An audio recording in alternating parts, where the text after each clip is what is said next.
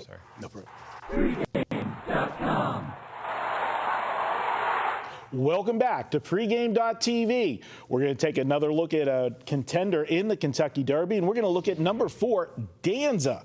Find out if he's the boss or not. I had to get that one in. Everybody, how many times is that phrase going to be used this week talking about this horse? But we take a look at Danza, and he's coming off a huge effort. And, you know, what was he, 40-1, 41-1 in that race? Just lit up the tote board, and it's one of 4 Todd Pletcher horses. I guess if you want to win a Derby, shotgun method is the way to go.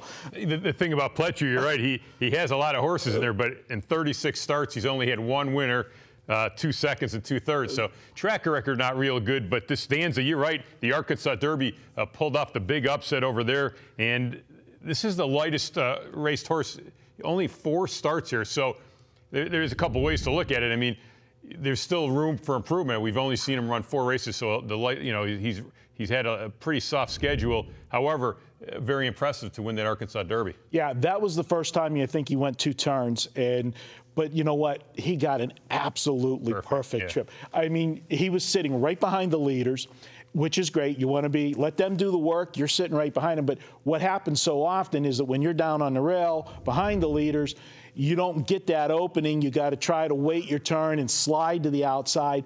When they came off the last turn, the horses on the front end bared out, and it was like the parting of the Red Sea. The rail opened up completely, and so often, Chuck, when a horse does shoot the rail, more often than not, at some point when they do that move, it's not completely open, and the jockey's got to check the horse just for that split second where you got to grab hold of them. Think of, for the audience that doesn't understand, what we mean by checking the horse.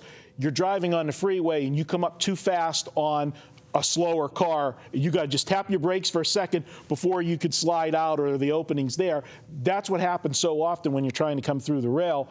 But this opened wider. You could have drove a Mack truck through the rail opening that he got. And a lot of times horses won't go through the rail if it's close quarters. It's not natural for him. Let me ask you a quick question. You being in the horse business a long time, only 4 starts for this horse. Now he's on the brightest stage, huge crowd, a 19-horse field. Is that going to work against him, you think? The crowd is always a factor to me with the horses because you never know how the horses are going to react to the crowd noise, because it doesn't matter wherever they've raced other than, the Santa Anita Derby, the Bluegrass Stakes, those races, you've got huge crowds. You got that one shot. But on this day, and as long as it takes to get into the starting gate, that's also a problem. He's going to be a horse that's, from the 4 post, so he's going to be in there for a good while. The negative is he's going to be in there a long time.